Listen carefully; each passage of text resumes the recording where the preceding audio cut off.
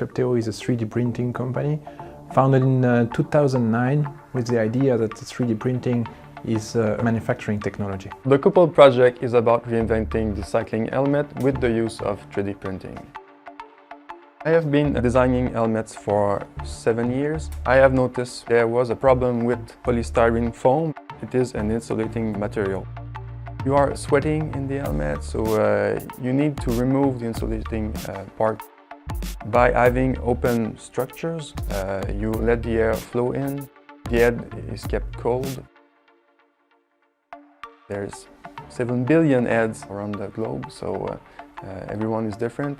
Having a process that is able to personalize all the dimensions is very important.